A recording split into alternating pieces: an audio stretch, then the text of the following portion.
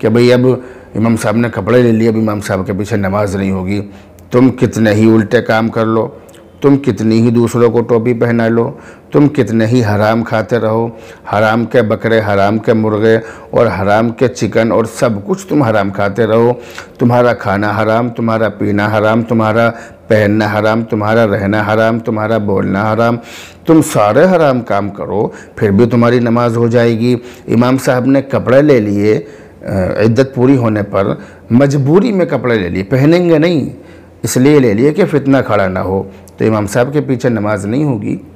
تو ان تمام حرکتوں سے باہر آئیے۔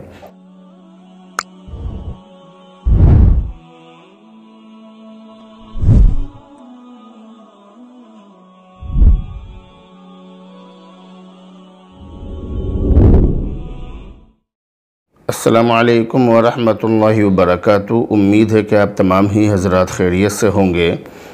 فرائیڈے کمنٹ باکس کا ایک نیا ایپیسوڈ لے کر میں مفتی خالد قاسمی آپ تمام ہی حضرات کی خدمت میں حاضر ہوں اور آپ کے اہم اور ضروری سوالوں کے جواب دینے جا رہا ہوں۔ فرائیڈے کمنٹ باکس میں بغیر کسی تمہید کے اور بغیر کسی دیری کیے ہوئے ہم آپ کے سوالوں کے جواب دینے جا رہے ہیں۔ یہ آج ہم سب سے پہلا سوال لے رہے ہیں، یہ ہے مولانا محمد عبداللہ قاسمی صاحب کی طرف سے۔ السلام علیکم ورحمۃ اللہ وبرکاتہ۔ جی مفتی محمد خالد صاحب، ایک مسئلہ معلوم کرنا ہے، کسی نے کرایا ہے۔ بزنس کمپنیوں میں پیسہ لگانا کیسا ہے؟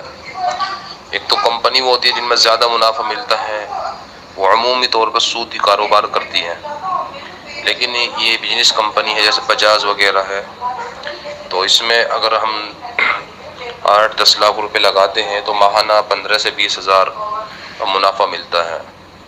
تو بزنس کمپنیوں میں پیسہ لگانا جائز ہے یا نہیں، اور اس کا پھر منافع لینا کیسا ہے؟ السلام علیکم ورحمۃ اللہ۔ وعلیکم السلام ورحمۃ اللہ وبرکاتہ۔ یہ حضرت والا نے سوال کیا ہے۔ یہ جو سوال کیا ہے تو اس سوال کا خلاصہ یہ ہے، سوال کرنے کا جو مقصد ہے وہ یہ ہے کہ کچھ کمپنیاں ایسی ہیں کہ جن کا تعلق سیدھا سودی کاروبار سے ہے، بیاج کے کاروبار سے ہے۔ تو ایک تو وہ کمپنی اور ایک وہ کمپنی ہے کہ جن کا تعلق بیاج کے کاروبار سے نہیں ہے۔ تو جن کمپنیوں کا تعلق بیاج کے کاروبار سے نہیں ہے، بیاج کا کام وہاں پر نہیں ہوتا ہے، تو ایسی کمپنیوں میں پیسہ لگانا کیسا ہے، یہ انہوں نے سوال کیا ہے۔ تو اس کے بارے میں یہ بات سمجھ لیں۔ سب سے پہلی بات تو یہ سمجھ لیں کہ جن کمپنیوں کا تعلق سودی کاروبار سے نہ ہو، ان میں پیسہ لگانا بلا کراہت جائز ہے اور ان سے نفع لینا بھی جائز ہے، مگر اس سلسلے میں ایک بات یہ بھی سمجھ لیں کہ آپ ان کمپنیوں میں جو پیسہ لگا رہے ہیں، آپ شریک کی حیثیت سے پیسہ لگائیں، آپ شریک ہونے کی نیت سے پیسہ لگائیں۔ آپ کی نیت یہ ہونی چاہیے کہ ہم اس کمپنی میں شریک اور حصے دار بن رہے ہیں، ہمارا مقصد صرف یہ نہ ہو کہ صرف نفع کمانا مقصد ہو، ایسا نہیں ہے۔ اگر ایسا ہے تو آپ کے لیے اس کمپنی میں پیسہ لگانا جائز نہیں ہوگا۔ شیئر مارکیٹ میں پیسہ لگانے کے اور کاروبار کرنے کے جو نیم ہیں، جو شرطیں ہیں، ان میں سے ایک شرط یہ بھی ہے کہ ہم جس کمپنی میں بھی پیسہ اپنا انویسٹ کر رہے ہیں اور پیسہ لگا رہے ہیں، ہمارا پیسہ وہاں پر شریک کی حیثیت سے لگنا چاہیے۔ مقصد صرف یہ نہ ہو کہ نفع کمانا مقصد ہو، بس صرف یہ بات نہ ہو، بلکہ ذہن کے اندر یہ بات ضرور ہو کہ ہم اس کمپنی میں برابر کے حصے دار بن رہے ہیں، نفع نقصان کے ہم پورے طور پر ساجھی ہیں۔ تو اگر اس طرح کی صورتحال ہے تو ایسی صورت میں پھر آپ کے لیے اس کمپنی میں پیسہ لگانا یہ جائز ہے۔ بسم اللہ الرحمن الرحیم۔ یہ کمنٹ ہم لے رہے ہیں، یہ بھی انہی کی طرف سے ہی ہے، مولانا محمد عبداللہ قاسمی صاحب کی طرف سے۔ یہ کہہ رہے ہیں السلام علیکم ورحمۃ اللہ وبرکاتہ۔ کیا فرماتے ہیں علماء کرام و مفتیان اعظام مسئلہ ذیل کے بارے میں؟ مسئلہ یہ ہے کہ پانی کی جو ٹنکی ہوتی ہے پلاسٹک والی، اس پر شری کرشنا لکھا ہوا ہے اور ایسے لکھا ہوا ہے کہ جو مٹایا نہ جا سکے، تو کیا ایسی ٹنکی کا استعمال گھر میں کرنا صحیح ہے یا نہیں؟ اس کا جواب یہ ہے کہ اگر اس کے علاوہ کوئی اور ٹنکی مل جائے تو آپ کو وہ لے لینی چاہیے، لیکن اگر تلاش کرنے کے باوجود آپ کو کوئی ایسی ٹنکی نہ مل سکے کہ جس ٹنکی پر اس طرح کے الفاظ لکھے ہوئے نہ ہوں، ایسی ٹنکی نہ ملے آپ کو، تو ایسی صورت میں پھر آپ مجبوری کی حالت میں اسی ٹنکی کو لے لیں۔ لیکن ایک بات یہ بھی سمجھ لیں کہ آپ نے جو یہ کہا ہے، یہ جو آپ نے سوال کے اندر ذکر کیا ہے کہ وہ جو لکھا ہوا ہے وہ اس طرح سے لکھا ہوا ہے کہ اس کو چاہنے کے باوجود مٹایا نہیں جا سکتا ہے، تو ایسا نہیں ہے۔ وہ پلاسٹک کی ٹنکی ہے جیسا کہ آپ نے ذکر کیا ہے، اور ہمیں بھی یہ بات معلوم ہے کہ وہ ٹنکی پلاسٹک کی ہوتی ہے۔ اور آپ نے دیکھا ہوگا کہ گلی کوچوں میں، گلیوں میں لوگ پھرتے ہیں جو پلاسٹک کی بالٹی، مگھا وغیرہ ان چیزوں کو ٹھیک کرتے ہیں، ان کے پاس میں وہ جوڑ لگاتے ہیں کچھ اوزار گرم کر کے۔ اگر مثال کے طور پر یہاں سے پھٹن ہو گئی کسی کے اندر، کسی بالٹی وغیرہ میں، اس کو ایک جگہ ملائیں گے، اوپر سے کچھ پلاسٹک کا لگانے کے بعد، یعنی پلاسٹک کا ہی کوئی چیز اس طرح کی لگائیں گے، پھر گرم اوزار سے اس کو ایسے چپکا دیں گے کہ وہاں سے پانی لیک ہو ہی نہیں سکتا۔ تو اگر آپ چاہیں تو ٹنکی پر اس طرح سے کچھ چاقو وغیرہ گرم کر کے، آپ اس طرح سے چھری وغیرہ گرم کر کے اس کو مٹا سکتے ہیں۔ اس کے علاوہ اس کو مٹانے کے اور بھی بہت سارے طریقے ہیں، ایسا نہیں ہے کہ اس کو مٹایا نہ جا سکے۔ بازار کے اندر ایسی بہت ساری چیزیں آتی ہیں، کلر آتے ہیں، پینٹ آتے ہیں، اور بھی چیزیں ہیں کہ جن کو آپ اس ٹنکی پر لگا سکتے ہیں۔ جس جگہ پر لکھا ہوا ہے اس جگہ پر لگا دیں، وہ بالکل بھی نظر نہیں آئے گا۔ آپ پھر اس ٹنکی کو استعمال کر لیں، تو یہ ہے اصل طریقہ۔ مفتی خالد قاسمی کے چینل کو سبسکرائب کریں، ویڈیو کو لائک شیئر کریں۔ شکریہ۔ Subscribe to Mufti Khalid Qasmi and like share the video۔ یہ سوال ہم لے رہے ہیں، یہ بھی مولانا محمد عبداللہ قاسمی صاحب کی طرف سے ہی ہے۔ یہ جو سوال ہے یہ پرچے پر انہوں نے لکھ کر بھیجا ہے۔ بسم تعالی، السلام علیکم ورحمۃ اللہ وبرکاتہ۔ امید ہے کہ آپ سب خیریت سے ہوں گے انشاءاللہ۔ مسئلہ یہ ہے کہ جان بوجھ کر مسنون کو چھوڑنے والا شخص، مثلا سنت کے خلاف وضو یا غسل کرنا، نماز میں ثنا نہ پڑھنا، رکوع و سجدے کی تسبیح نہ پڑھنا، نماز ظہر، مغرب اور عشاء کی سنتوں کو نہ پڑھنا وغیرہ، کیا ان کے چھوڑنے سے گناہ ہوگا یا صرف ثواب میں کمی ہوگی؟ جواب مکمل و مدلل عنایت فرمائے، عین نوازش ہوگی۔ سنتوں کی جو اہمیت ہے اس کو سمجھنے کے بارے میں، اور اس کو سمجھنے سے پہلے چند باتوں کا دھیان رکھنا آپ کے لیے بہت زیادہ ضروری ہے۔ سب سے پہلی بات تو آپ یہ سمجھ لیں کہ شریعت کے جو احکام ہیں، وہ جو احکام کے جو درجات فقہاء کرام نے مقرر کیے ہیں کہ یہ چیز فرض ہے، واجب ہے، سنت مؤکدہ، غیر مؤکدہ، اس طرح کے جو بہت سارے درجے متعین کیے ہیں فقہاء کرام نے مقرر کیے ہیں، وہ بہت زیادہ غور و فکر کرنے کے بعد اصول فقہ کی روشنی میں متعین کیے ہیں۔ دوسری بات یہ سمجھ لیں کہ قرآن کریم کے اندر جو احکامات آئے ہیں وہ اصولی اور مجمل ہیں، جن کی تفسیر صحابہ کرام نے اللہ کے نبی علیہ الصلوۃ والسلام سے معلوم کر کے ان پر عمل کیا ہے، اور ان کی تفسیر اس طرح سے انہوں نے بیان کی ہے۔ چنانچہ کسی حکم کو فرض یا واجب یا سنت مؤکدہ یا سنت غیر مؤکدہ یا مستحب یا مباح قرار دینے کی جو یہ اصطلاح ہے، یہ اصطلاحات اور یہ جو چیزیں ہیں، یہ صحابہ کرام کے پیش نظر نہیں تھی۔ صحابہ کرام کا مقصد ان چیزوں کو اس طرح سے بیان کرنا یا اس طرح سے ان کی اہمیت کو دیکھتے ہوئے ان پر عمل کرنا کہ بھئی یہ سنت ہے تو یہ کم درجے کی ہے، یہ فرض ہے تو اونچے درجے کا ہے، فرض پڑھ لو سنت چھوڑ دو، یا واجب پر عمل کر لو اور جو نفل ہے اس کو چھوڑ دو۔ ایسا ان کا یہاں پر نہیں تھا، بلکہ وہ تو اللہ کے نبی علیہ الصلوۃ والسلام کی طرف سے ملنے والی ہر ہدایت پر بغیر کسی چوں چرا کے عمل کرتے تھے، اور یہی وجہ ہے کہ ان کے جیسے عمل کرنے کو شریعت میں معیار قرار دیا گیا ہے۔ دین پر چلنے کا جو معیار قرار دیا گیا ہے وہ صحابہ کرام کی زندگیوں کو سامنے رکھ کر قرار دیا گیا ہے کہ تم ایمان ایسے لاؤ جیسے صحابہ کرام ایمان لائے تھے، آمنو کما آمن الناس، ایسے ایمان لاؤ جیسے صحابہ کرام ایمان لائے تھے۔ تو بتلانے کا مقصد یہ ہے کہ صحابہ کرام کا ایمان ہمارے لیے اور صحابہ کرام کے جو اعمال ہیں وہ ہمارے لیے دین پر چلنے کے معاملات میں معیار قرار دیے گئے ہیں، بنیاد قرار دیے گئے ہیں، اور یہ بتلایا گیا کہ تمہیں عمل ایسے کرنا ہے جیسے صحابہ کرام نے عمل کیا ہے اور عمل کر کے دکھلایا ہے۔ تو بہرحال یہ سمجھ لیں کہ شریعت کے جتنے بھی احکامات ہیں ان تمام احکامات کی اپنی اپنی اہمیت بالکل الگ ہے، مسلم ہے، طے شدہ ہے، لہذا کسی حکم شرعی کو معمولی سمجھنا یا اس سے صرف نظر کرنا، اس کو پس پشت ڈال دینا، جیسے سنت یا نوافل کی اہمیت کو بالکل کم سمجھنا یا ان سے بالکل آنکھیں موند لینا، آنکھیں بند کر لینا، تو یہ عبادتوں کی روح کو ختم کر دیتا ہے کہ یہ تو نفل ہے، یہ تو ایک زیادتی کی چیز ہے، ٹائم ہو تو پڑھ لو، نہ ہو تو کوئی بات نہیں ہے، یہ سنت غیر مؤکدہ ہے، پڑھ لی تو ٹھیک ہے، نہ پڑھی تو کوئی گناہ نہیں ہے۔ اس طرح کی سوچ لوگوں کی بنی ہوئی ہے، جبکہ لوگوں کو یہ بات معلوم ہونی چاہیے کہ اللہ کے نبی علیہ السلام کا محبوب بننے کی جو بنیادی شرط ہے وہ اللہ کے نبی علیہ السلام کے مکمل اتباع کو قرار دیا گیا ہے۔ اللہ کے نبی کا مکمل اتباع کریں گے تو ہی مانا جائے گا کہ ہم آپ کے چاہنے والے ہیں اور ہم آپ سے بہت زیادہ محبت کرتے ہیں۔ قرآن کریم کے اندر اللہ تعالیٰ نے ارشاد فرمایا، قُلْ إِن كُنتُمْ تحبون اللہ فاتبعونی یحببکم اللہ، یعنی اے نبی آپ کہہ دیجئے کہ اگر تم اللہ کو چاہتے ہو تو میری پیروی کرو، تب اللہ تم سے پیار کرے گا۔ لہذا سمجھ لیجئے کہ جو شخص اللہ کے نبی علیہ السلام کی سنتوں کی جتنی زیادہ پیروی کرے گا وہ اتنا ہی آپ کے قریب ہوگا، اس کے نتیجے میں وہ اللہ کا محبوب بن جائے گا۔ گویا اللہ کے نبی علیہ السلام کی سنتوں کا اتباع یہ عبادتوں کی روح ہے اور بندگی کا اصل مقصد ہے۔ ایک اور جگہ پر اللہ تعالیٰ کا ارشاد ہے، مَن یُطِعِ الرَّسُولَ فَقَدْ أَطَاعَ اللَّهَ، کہ جس شخص نے رسول کی اطاعت کی تو اس نے اللہ کی اطاعت کی۔ اور اسی طرح سے ایک جگہ پر فرمایا، وَمَن یُطِعِ اللَّهَ وَرَسُولَهُ فَقَدْ فَازَ فَوْزًا عَظِیمًا، یعنی جو شخص اللہ اور اس کے رسول کی اطاعت کرے گا تو وہ بڑی کامیابی کو پہنچے گا۔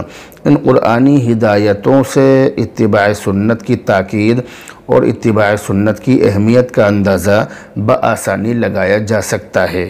آج کل لوگوں کا یہ مزاج بن گیا ہے کہ جو شریعت کے اصولوں سے اور دین کے اصولوں سے ناواقف لوگ ہیں اور دین کے بارے میں جنہیں جانکاری نہیں ہے، وہ دین کے احکامات کو صرف فرائض اور واجبات کی حد تک ہی سمجھتے ہیں، اور وہ سمجھتے ہیں کہ سنتیں پڑھنا کوئی ضروری چیز نہیں ہے، ان کو پڑھا جائے تو ثواب ملے گا اور نہ پڑھا جائے تو کوئی گناہ نہیں ہے۔ مگر اس بارے میں یہ بات سمجھ لیں، سلسلے میں وہ سنت مؤکدہ اور سنت غیر مؤکدہ کے درمیان کوئی فرق نہیں کرتے، وہ سبھی کو ایک طرح سے ہی ہانکتے ہیں، جبکہ سنتوں کے ترک کرنے پر اور سنتوں کو چھوڑنے پر اللہ کے نبی علیہ السلام نے ناراضگی کا اظہار فرمایا ہے۔ اور یہ بھی سمجھ لیں کہ اللہ کے نبی علیہ السلام کی حدیثوں کے اندر، جو حدیث کی کتابوں کے اندر آپ کی حدیثیں موجود ہیں، ان حدیثوں میں سنت کی اتباع اور سنت پر عمل کرنے کا کتنا حکم دیا گیا ہے اور کتنی اہمیت کے ساتھ اور کتنی تاکید کے ساتھ اس کا حکم مسلمانوں کو دیا گیا ہے، وہ اظہر من الشمس ہے۔ ان حدیثوں کو یہاں بیان کرنے کی ضرورت نہیں ہے، اگر ان کو بیان کیا جائے گا تو ویڈیو بہت زیادہ لمبی ہو جائے گی، لیکن مقصد بہرحال یہی ہے، ہم اللہ کے نبی علیہ السلام کی حدیثوں پر اور آپ کی سنتوں پر چلیں، آپ کی سنتوں کا اتباع کریں، یہ ہمارے لیے بہت زیادہ ضروری ہے۔ مفتی خالد قاسمی کے چینل کو سبسکرائب کریں، ویڈیو کو لائک شیئر کریں، شکریہ۔ Subscribe to Mufti Khalid Qasmi and like share the video۔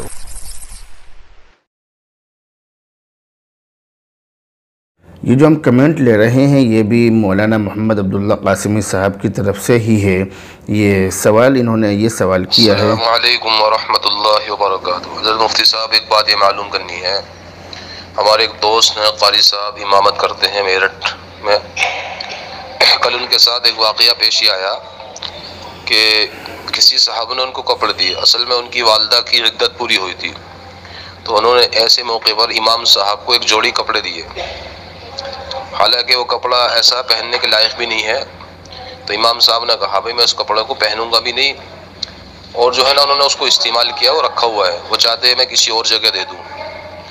تو ان کے مقتدی کہہ رہے ہیں کہ ایسا کپڑا پہن کر نماز پڑھنا جائز نہیں ہے اور ایسے امام کے پیچھے نماز نہیں ہوگی. تو آپ یہ بتائیے، ایسا شخص اگر کوئی ایسا کپڑا پہن لے، جیسے عدت پوری ہوتی ہے اس میں کپڑا وغیرہ دے دیتے ہیں، تو کیا امام کے پیچھے نماز ہو جائے گی یا نہیں؟ اور جبکہ ان امام صاحب نے اس کپڑے کو پہنا بھی نہیں ہے، ہاں بس انہوں نے لے کر رکھ لیا ہے، اب وہ چاہتے میں کسی جو مستحق ہوگا اس کو دے دوں گا. تو آپ سے اس کی وضاحت مطلوب ہے. السلام علیکم ورحمۃ اللہ. یہ جو آپ نے سوال کیا ہے تو اس بارے میں یہ بات سمجھ لیں کہ سب سے پہلی بات تو یہ ہے کہ یہ جو جن کے گھر میں عدت پوری ہوئی ہے اور جن کی والدہ عدت سے اٹھی ہیں، تو عدت سے اٹھنے پر جو کپڑے دیے جاتے ہیں، یہ کپڑے دینا شریعت اور سنت کے خلاف ہے، اور شریعت میں ان چیزوں کے لیے کوئی جگہ نہیں ہے. یہ صرف ایک رسم ہے جو ہم نے غیروں کی دیکھا دیکھی کر لی ہے. تو اس کا مقصد ویسے ہمارے یہاں پر یہ سمجھا جاتا ہے کہ مردے کو ثواب پہنچ جائے، مگر جہالت اس بارے میں اتنی ہے کہ اگر عورت کا انتقال ہوا تو مثال کے طور پر کسی لیڈیز کا انتقال ہوا تو کپڑے بھی لیڈیز کے ہی نکالے جائیں گے. یہ عجیب بات ہے. اور اگر مرد کا انتقال ہوا تو کپڑے بھی مرد کے ہی، یعنی ایسا نہیں ہے کہ بھی انتقال لیڈیز کا ہوا تو اس کے نام سے کسی غریب کو کوئی کرتا پجامہ یا جو زنانہ سوٹ ہوتا ہے وہ دے دیا جائے. ایسا نہیں ہوتا. انتقال لیڈیز کا ہوا ہے تو لیڈیز ہی کے کپڑے دیے جاتے ہیں، اور سمجھایا جاتا ہے کہ اگر زنانے کپڑے دے دیے تو اس کو ثواب نہیں پہنچے گا مردے کو. اسی طرح سے اگر انتقال ہوا ہے مرد کا اور کپڑے دے دیے لیڈیز والے تو بھی اس کو ثواب نہیں پہنچے گا. اس طرح کی سوچ ہمارے یہاں لوگوں کی بنی ہوئی ہے. تو بہرحال یہ جو عدت میں کپڑے دیے گئے ہیں، اس بارے میں پہلی بات تو یہ سمجھیے کہ عدت میں اس طرح سے کپڑے دینے عدت پوری ہونے پر یہ بالکل غلط ہے، نہیں دینے چاہیے. دوسری بات یہ سمجھ لے کہ یہ جو کپڑے دینے والا جو آدمی ہے، جو کپڑے دینے والا شخص ہے، اس کو اتنی تمیز ہونی چاہیے تھی کہ وہ کپڑے آخر دینے کس کو ہیں، کیونکہ ایسا نہیں ہے. بات سمجھ لیجئے کہ اگر کوئی آدمی امام ہے تو امام ہونے کا مطلب یہ نہیں ہے کہ وہ تمام مد ہیں ان تمام کا حقدار ہو، یعنی اس کو زکوٰۃ بھی دے دی جائے، فطرہ بھی دے دیا جائے، صدقہ بھی دے دیا جائے، خیرات بھی دے دی جائے، اور اس کو اللہ نام کا بھی دے دیا جائے. امام ہونے کی وجہ سے اس کو سب کچھ دیا جائے، ایسا کوئی ضروری نہیں ہے. امام ہونا اس بات کی نشانی نہیں ہے کہ یہ آدمی غریب ہے. ایسے امام ہیں ہماری اس دنیا کے اندر کہ جن کی وجہ سے ایک دو نہیں بلکہ کئی سو گھروں کے خرچے چلتے ہیں. ایسے امام ہیں، ان کی خود کی آمدنی سے کئی سو گھروں کے خرچے چلتے ہیں. تو صرف یہ سوچنا کہ یہ امام ہیں اس لیے مرے ہوئے کے کپڑے ہم ان کو دیں گے، یہ بہت زیادہ گندی سوچ ہے. اس سوچ سے باہر نکلنا چاہیے.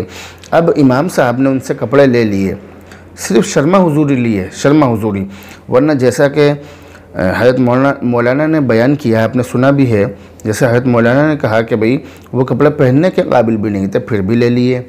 مقصد یہ تھا کہ کپڑے نہیں لیں گے تو فتنہ کھڑا ہو جائے گا، کیونکہ امام کا معاملہ بھی تو کچھ ایسا ہے کہ جس کو ناراض کر دیا بس وہی امام کے خلاف ہو جائے گا، جس کی گھر میں نہ چلتی ہو وہی امام کے خلاف ہو جائے گا، جس کو سماج نے نکار دیا ہو وہی امام کے خلاف ہو جائے گا، جس کی اس کے گھر کے لوگ نہ سنتے ہو وہی امام کے خلاف ہو جائے گا. اس طرح کا معاملہ ہے. تو اس لیے امام صاحب نے مصلحتاً وہ کپڑے لے لیے. اب جب امام صاحب نے وہ کپڑے لے لیے تو کپڑے پہننے کے قابل تو ہے نہیں. اب جب پہننے کے قابل نہیں، امام صاحب نے کہا میں کسی اور کو دے دوں گا. امام صاحب نے لے کے رکھ لیا. تو اس میں کوئی گناہ نہیں کیا امام صاحب نے، کوئی غلط نہیں کیا امام صاحب نے کہ بھئی اب امام صاحب نے کپڑے لے لیے، اب امام صاحب کے پیچھے نماز نہیں ہوگی. تم کتنے ہی الٹے کام کر لو، تم کتنی ہی دوسروں کو ٹوپی پہنا لو، تم کتنے ہی حرام کھاتے رہو، حرام کے بکرے، حرام کے مرغے اور حرام کے چکن اور سب کچھ تم حرام کھاتے رہو، تمہارا کھانا حرام، تمہارا پینا حرام، تمہارا پہننا حرام، تمہارا رہنا حرام، تمہارا بولنا حرام، تم سارے حرام کام کرو پھر بھی تمہاری نماز ہو جائے گی. امام صاحب نے کپڑے لے لیے عدت پوری ہونے پر، مجبوری میں کپڑے لے لیے، پہنیں گے نہیں اس لیے لے لیے کہ فتنہ کھڑا نہ ہو. تو امام صاحب کے پیچھے نماز نہیں ہوگی. تو ان تمام حرکتوں سے باہر آئیے. اس کا مطلب یہ نہیں ہے کہ یہ امام صاحب ہیں تو یہ مجبور ہیں. آپ میری بات سمجھ لیں کہ آج کے زمانے میں زیادہ تر امام دین کی خدمت ثواب کی وجہ سے کر رہے ہیں. ورنہ آپ اپنے اماموں کو کیا تنخواہ دے رہے ہو؟ اس کا سب کو پتہ ہے۔ اتنی موٹی تنخواہ نہیں دے رہے آپ، جتنی موٹی تنخواہ آپ امام صاحب کو دے رہے ہو، امام صاحب کا ان پیسوں سے ان کے کپڑوں کا خرچہ بھی پورا نہیں ہوتا جو آپ تنخواہ دے رہے ہیں۔ لیکن امام صاحب کا مقصد ان علماء کا، آج کے زمانے کے جو علماء ہیں، زیادہ تر علماء ان کا مقصد یہ ہے کہ دین کی خدمت ہوتے رہے، دین زندہ ہوتا رہے۔ اب اگر آپ کا یہاں پر کوئی ایسا مولوی ہو کہ جس نے مدرسے کے نام پر یا مسجد کے نام پر فراڈ کر دیا ہو، اس کا مطلب یہ نہیں کہ سارے ہی مولوی غلط ہیں، اس کا مطلب یہ نہیں کہ کوئی بھی مولوی دین کی خدمت کی نیت سے دین میں لگا ہوا نہیں ہے، بس جتنے بھی ہیں سب پیسے کے لیے لگے ہوئے ہیں، اس کا یہ مطلب نہیں ہے۔ کوئی ایک برا ہو تو اس کی وجہ سے سب کو برا نہیں کہا جائے گا، سیدھی بات سمجھ لو۔ کسی ایک جھولا چھاپ ڈاکٹر کی وجہ سے سارے ہی اسپتالوں کی خدمتوں کو اور سارے ہی بڑے MBBS اور BUMS وغیرہ جتنے بھی ڈاکٹر ہیں، ہر ڈاکٹر کی خدمت کو نکار دیا جائے کسی ایک جھولا چھاپ ڈاکٹر کی وجہ سے، تو ایسا نہیں ہوگا اور ایسا ہوتا بھی نہیں ہے۔ اسی طرح سے اگر کسی ایک چھوٹے موٹے انجینئر کے کسی غلط کام کرنے کی وجہ سے اپنے کام میں اس نے کچھ فالٹ کر دیا، اس کی وجہ سے بڑے انجینئروں کو اگر ان کی خدمتوں کو نکار دیا جائے تو ایسا نہیں چلے گا۔ کسی بھی اسٹاف میں اگر ایک دو آدمی غلط کام کر دیں تو ان ایک دو آدمیوں کی وجہ سے اس اسٹاف کے نیچے سے لے کر بڑے تک، چھوٹے سے لے کے نیچے سے لے کے اوپر تک، چھوٹے سے لے کے بڑے تک جتنے بھی لوگ خدمت کر رہے ہیں، سب کی خدمتوں کو نکار دیا جائے، ایسا نہیں ہوتا ہے اور ایسا ہو بھی نہیں سکتا۔ تو بتلانے کا مقصد یہ ہے، بات کہیں سے کہیں پہنچ گئی کہ امام صاحب نے جو عدت کے کپڑے لیے ہیں، کپڑے لینا ان کے لیے صحیح نہیں تھا، اب انہوں نے مجبوری میں لیے ہیں، کیونکہ جیسا کہ آپ نے سوال میں ذکر کیا کہ ان امام صاحب نے یہ کہہ دیا کہ یہ کپڑے ہم کسی اور کو دے دیں گے۔ اب مقصد یہ تھا کہ چلو فتنہ کھڑا نہ ہو، کیونکہ مقتدی بھی تو ایسے ہوتے ہیں، اس نے امام صاحب کے پر لگ گئی، امام صاحب نے ہمارا کھانا نہیں لیا، امام صاحب کا دماغ 7واں آسمان پر ہے، ہم نے اپنی امی کے مرنے پہ انہیں کپڑے دیے، انہوں نے کپڑے نہیں لیے ہمارے، تو لوگوں کا بھی یہ حال ہے۔ اب یہ جو مقتدی ہیں جو یہ کہہ رہے ہیں کہ نماز نہیں ہوگی، یہ خود کتنے سیدھے ہیں، 70 چوہے کھا کے بلی حج کو چلی، اب ان کا بڑھاپا ہے، اب انہوں نے مسجدوں کے کونوں کو پکڑ لیا ہے، جوانی میں سارے غلط کام انہوں نے کیے ہیں، جوانی میں ہر برائی انہوں نے کی ہے، جو بھی کام دنیا کے اندر غلط سے غلط اور برے سے برا ہو سکتا ہے وہ سارے کام انہوں نے کیے ہیں۔ اب انہوں نے نماز پکڑ لی اور مسجد کا کونا پکڑ لیا، اب یہ سمجھ رہے ہیں کہ سب سے بڑے حضرت جی ہم ہیں، حالانکہ ان لوگوں کا معاملہ وہ ہے کہ بار بار کہہ رہا ہوں کہ 70 چوہے کھا کے بلی حج کو چلی۔ تم لوگ ایک امام کا، ایک عالم کا مقابلہ نہیں کر سکتے، سارے لوگ مل کر بھی نہیں کر سکتے، سمجھ لیں بات کو۔ اللہ کے نبی علیہ السلام کی حدیث ہے، فقیہ واحد اشد علی الشیطان من الف عابد، ایک فقیہ مسئلہ مسائل کو سمجھنے والا عالم یہ شیطان پر 1000 عابد سے زیادہ بھاری ہے۔ عابد وہ کہ جو پوری رات نمازیں پڑھتا رہے، پورے دن روزہ رکھتا رہے، اس سے بھی زیادہ ایسے 1000 عابد ہوں، ان سے بھی زیادہ شیطان پر یہ بھاری ہے عالم۔ اور تم نے یہ سمجھ لیا کہ یہ تو تمہارے غلام ہیں، تمہارے نوکر ہیں، تم نے یہ سمجھ لیا کہ انہیں تو دھکا دے کے نکال دو، جب چاہو جب امامت سے ہٹا دو، جب چاہو جب انہیں مدرسوں سے نکال دو، جب چاہو جو چاہو انہیں سنا دو الٹی سیدھی، جب چاہو انہیں ڈانٹ دو۔ یہ تمہارے باپ کے غلام نہیں ہیں، یہ دین کی خدمت کر رہے ہیں ایک چھوٹے سے معاوضے پر، چھوٹی سی رقم پر بس، ورنہ ان کی خدمتوں کی جو بدلہ ہے وہ تم لوگ وہ نہیں دے سکتے۔ تو امام صاحب نے کپڑے لیے، بہرحال عدت کے کپڑے لیے ہیں، اب امام صاحب نے کہا کہ میں یہ کپڑے واپس کر دوں گا۔ کس کو؟ کسی غریب کو، جس نے دیے اس کو نہیں بلکہ کسی غریب کو۔ ٹھیک ہے، بہت اچھی بات ہے۔ اب اس بات میں یہ بات کہاں سے آ گئی کہ ان کے پیچھے نماز نہیں ہوگی؟ اس کے اندر ایسی کون سی بات ہے؟ کپڑے لینے سے نماز نہیں ہوگی؟ کس کتاب کے اندر لکھا ہے؟ لیکن ہاں، تم جو حرام کھا رہے ہو اور تم نے جو اتنے سارے لوگوں کے گلے کاٹ کر، ان کی جیب کاٹ کر یہاں تک پہنچے ہو، اپنے بچوں کے لیے دکان، مکان اور تمام چیزوں کا انتظام تم لوگوں نے کر دیا، اب تمہارے بچے بڑے ہو گئے، اب تم مسجد میں آ گئے اور مسجد کے کونے تم نے پکڑ لیے، اب تم یہ سمجھ رہے ہو کہ اب ہم بہت بڑے حضرت جی بن گئے، تو ایسا نہیں ہے۔ اپنے پرانے دن یاد رکھنے چاہیے، اپنی زندگیوں کو دیکھنا چاہیے، اپنے دنوں کو نہیں بھولنا چاہیے۔ اور میری ایک بات سمجھ لیں، یہ بات میں آپ سے کہہ رہا ہوں، یہ میں اپنے دل کی بات کہہ رہا ہوں کہ یہ جو مسجدوں کے کونے پکڑنے والے لوگ ہیں، یہ جو مسجدوں کے اندر 24 گھنٹے رہنے والے لوگ جو ہوتے ہیں، جو 5 وقت کی نماز پڑھتے ہیں، ان کے مقابلے میری نظروں میں، یہ میرا گمان ہے، یہ میری اپنی رائے ہے، میری اپنی سوچ ہے، اس پر کسی کا بس نہیں ہے، یہ میرا اپنا خیال ہے کہ میری نظروں میں ان لوگوں سے زیادہ اچھے وہ لوگ ہیں سوچ کے اعتبار سے، وہ لوگ ہیں کہ جو صرف جمعے کی نماز پڑھتے ہیں یا جو کبھی کبھار نماز پڑھ لیتے ہیں، وہ لوگ زیادہ اچھے ہوتے ہیں علماء کے لیے، اماموں کے لیے اور مولویوں کے لیے وہ زیادہ اچھے ہوتے ہیں، اللہ کی عبادت کے لیے بھی وہ لوگ زیادہ اچھے ہوتے ہیں، کیونکہ یہ جو 5 وقت کے نمازی ہیں، ان کے دماغوں کے اندر تو گھمنڈ اتنا آ جاتا ہے کہ یہ 7واں آسمان پر پہنچ جاتے ہیں اور یہ سمجھتے ہیں کہ جنت ہماری اور ہمارے باپ کی۔ دوسری طرف وہ جو لوگ ہیں جن کا داڑھی نہیں ہے، جو ہر ٹائم پینٹ شرٹ پہنتے ہیں ہر وقت، اور ہر وقت بازاروں میں یہاں وہاں، اور دیکھنے میں ایسا کہ دنیا دار لوگ ہیں، وہ لوگ جب مسجدوں میں آتے ہیں، نماز پڑھنے کے لیے آتے ہیں، تو اللہ کا ڈر ان کے اندر بہت زیادہ ہوتا ہے۔ ان لوگوں کے مقابلے وہ لوگ بہت زیادہ ڈرتے ہیں۔ یہ لوگ ڈھیٹ ہو چکے ہیں، ڈھیٹ، یہ لوگ بہت زیادہ پک گئے ہیں، پک چکے ہیں۔ ان لوگوں نے سمجھ لیا کہ دین کے ہم ٹھیکیدار ہیں، اس وجہ سے انہیں اللہ کا ڈر نہیں ہے، کسی کا دل دکھانے کا ڈر نہیں ہے۔ یہ نماز بھی پڑھ رہے ہیں، سارے غلط کام کر رہے ہیں، یہ زکوٰۃ بھی دے رہے ہیں، سارے غلط کام کر رہے ہیں، یہ روزے بھی رکھ رہے ہیں، سارے غلط کام کر رہے ہیں، یہ نماز بھی پڑھ رہے ہیں اور نماز کی آڑ میں سارے غلط کام کر رہے ہیں یہ لوگ۔ تو یہ لوگ فتوے لگاتے ہیں اماموں پر کہ ان امام صاحب کے پیچھے ہماری نماز نہیں ہوگی۔ اس کے بارے میں کسی موقع پر انشاءاللہ تعالی آپ کو ایک واقعہ سنایا جائے گا ایک صحابی کا۔ بسم اللہ الرحمن الرحیم۔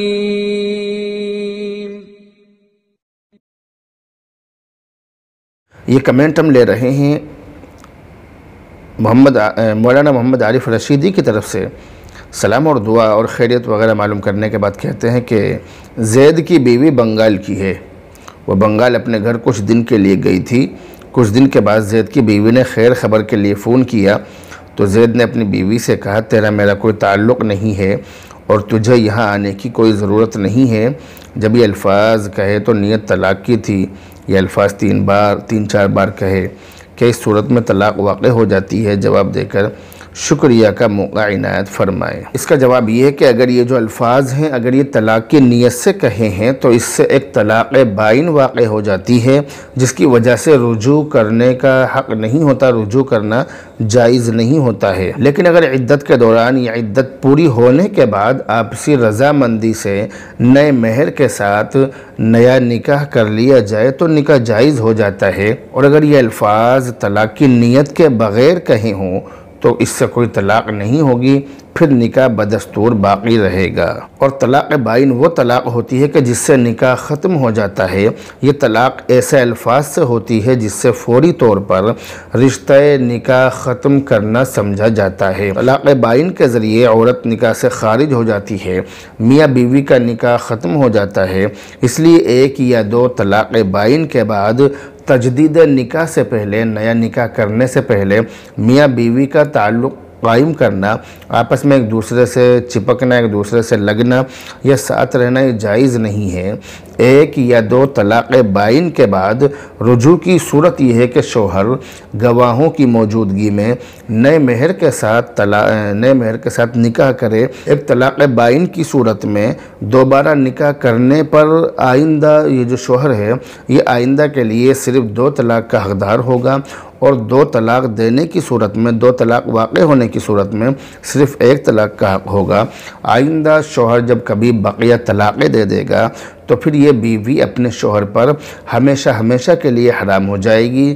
پھر ایسی صورت میں رجوع کرنے کی یا تجدید نکاح کی کوئی بھی گنجائش باقی نہیں رہے گی۔ امید ہے کہ آپ اس مسئلے کو اچھی طرح سے سمجھ گئے ہوں گے۔ بسم اللہ الرحمن الرحیم۔ یہ کمنٹ ہم لے رہے ہیں قاری عبدالرؤف صاحب کی طرف سے۔ یہ کہہ رہے ہیں کہ مفتی صاحب مسجد کی جو رقم ہے بہت زیادہ ہے، ضرورت سے زیادہ پیسے رکھے ہوئے ہیں، کیا اس سے ہم کسی غریب کی مدد کر سکتے ہیں یا کسی غریب لڑکی کی شادی میں وہ پیسہ لگا سکتے ہیں؟ یہ انہوں نے سوال کیا ہے۔ تو اس بارے میں یہ بات سمجھ لیں کہ مسجد کے لیے جو رقم جمع ہے اس رقم کو کسی غریب کو دینا یا قرض کے طور پر دینا یہ جائز نہیں ہے۔ لیکن اگر مسجد کی رقم ضرورت سے زیادہ ہو اور اس رقم کی نہ تو فی الحال ضرورت ہے اور نہ ہی آئندہ کبھی اس کی ضرورت محسوس ہوگی، اور اگر یہ ہے کہ اگر کبھی ضرورت محسوس ہوئی بھی تو وہاں کے لوگ ایسے ہیں کہ وہ ضرورت محسوس نہیں ہونے دیں گے، تو ایسی صورت میں اس رقم کو قریب کی کسی ایسی مسجد میں لگانے کی گنجائش ہے کہ جہاں پر رقم کی ضرورت ہو، جہاں پر اس پیسے کی ضرورت ہو، جہاں پر پیسے مسجد کے اندر نہ ہوں، ایسی مسجد میں دے سکتے ہیں۔